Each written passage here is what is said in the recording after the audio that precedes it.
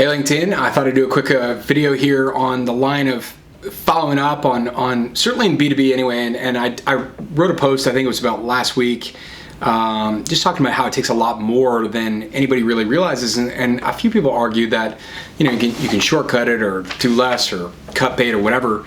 Maybe you can. I've been doing this for quite some time, and we have pretty good numbers overall in sales, and we just had a customer today. In fact, we wrapped up a call, and we've been talking about a specific program with this customer for like 3 years, and following up and putting this message and putting the information in front of people, and to me it takes a huge amount of work and a huge amount more than anybody really realizes. And the best thing you can do is really sort of codify your process and make it as linear as possible, and have all the content that helps sort of pave the way to get in front of the right people. And I think the more that you map that journey, map that the actual journey from through the pre-sales, through sales, and all the steps in between, and then having the content, having everything that you need to put in front of them at every stage, the better, right? And because people consume a huge amount of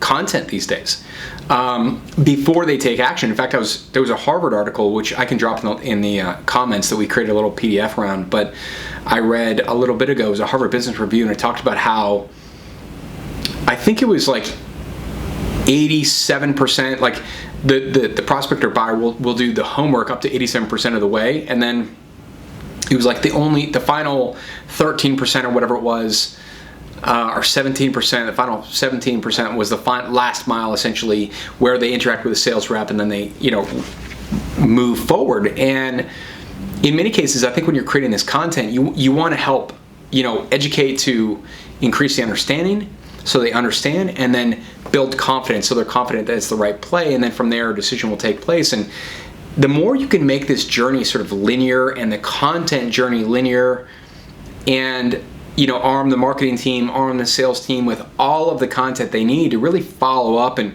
have many touch points. And it could be, quite frankly, it could be 20, 30, 40, 50. It doesn't really matter how many times, because ultimately, if you know that this is the right customer, you want to take it all the way through until it is done and finalized. And we've had to do that many times with various different deals, and it takes what it takes. And but it is important to stay the course. And I think sometimes there's the other view where people just kind of like bang on the door 3 times or whatever and then give up.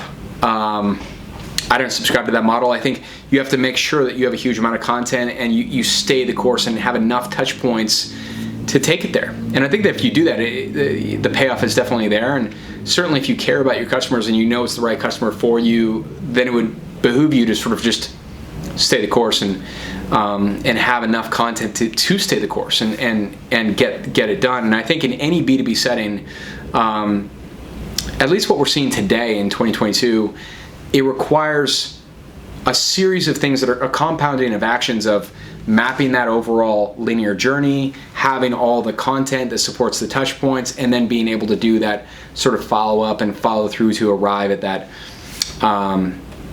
at the place of understanding and confidence, so they can make a decision and move forward from there. But I do think there's still a lot of companies that have, they haven't mapped that linear journey. They don't have enough content, and it can just, you either leave something on the table or lose deals that really shouldn't have been lost. So food for thought there. But I'll drop that Harvard article below just as a food for thought, something to think about. But I do think that more content, more linear content moving through that sales journey is better. And if it means you have to follow up, have 20, 30 touch points, so be it. Just stay in touch and find ways to take it that far, because the further you take it, the more likely it's actually going to be a cycle that closes. All right, hope you're having a great week. Any comments, leave it below.